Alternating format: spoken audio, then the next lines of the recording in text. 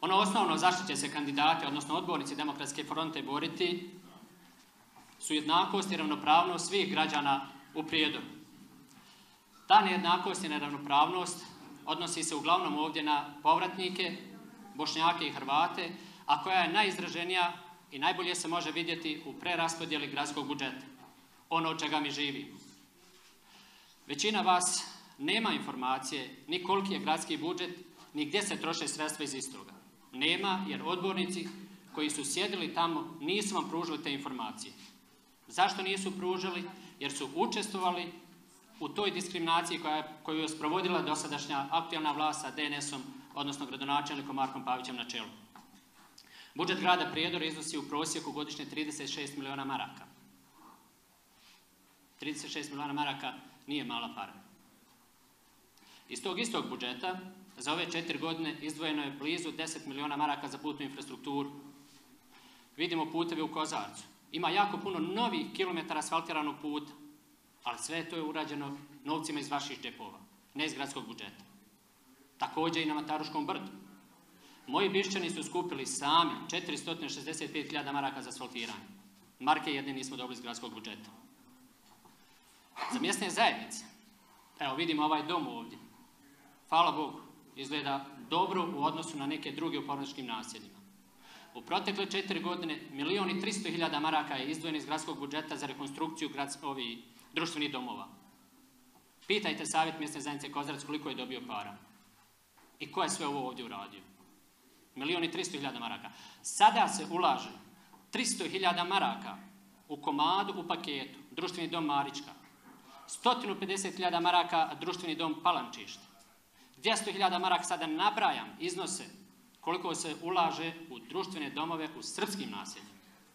I to u naseljima gdje je DNS dobio glasove. U naše domove, recimo dom u Čarakovu, za ovih 10 godina dobio je cirka 1.000 maraka. A sve su to naše pare. Kada je u pitanju povratak, održivi povratak, većina povratnika oslanja se na tu, da kažem, sirotinsku stavku sredstva za održivi povratak. Ona je prije 4 godine iznosila 160.000 maraka. Smanjena je na 60, danas iznosi 80.000 maraka. I predstavnici bošnjačkih stranaka ili probosanskih stranaka u gradskoj skupštini se hvale kako su tu stavku podigli za 20.000 maraka. Ne kažu da su je smanjili za 60 ili 80.000. Glasali su sve i jedne godine za takav budžet i takvu preraspodjelu. A iz tog budžeta samo za proslave gradonačelnika Pavića izdvojene 1.200.000 maraka. Održivi povratak za 4 godine 390. Ali u isto vrijeme azil za pse koji se nalazi na gradskoj deponiji na Kurevu dobio je 500.000 maraka. Zar psi imaju veća prava u ovome gradu od nas povratnika? Nevladne organizacije koje se bave pitanjem civilnih žrtava rata iz Prijedora, a ovdje vidim i članove i aktiviste tih organizacija, nisu za ove 4 godine dobile ništa, nijednog feninga. Nevladne organizacije koje se bave pitanjima srpskih vojnih žrtava dobile su samo za finansiranje rada svojih kancelarija za ove 4 godine blizu 2 miliona maraka. Da ne govorimo o dopunskim pravima porodica ubijenih i nestalih boraca, ratnim vojnim invalidima, stambenom zbrinjavanju. Pazite šta su radili.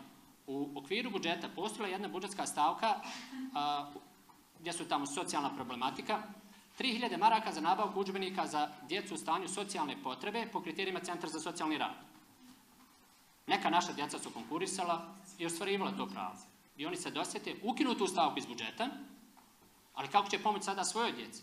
U okviru odjeljenja za boračko-invalidsku zaštitu uvedu novu stavku, pomoć djeci bivših pripadnika Vojske Republike Srpske za školovanje i nabavku udžbenika u iznosu od 26.200 maraka na godišnjem nivou.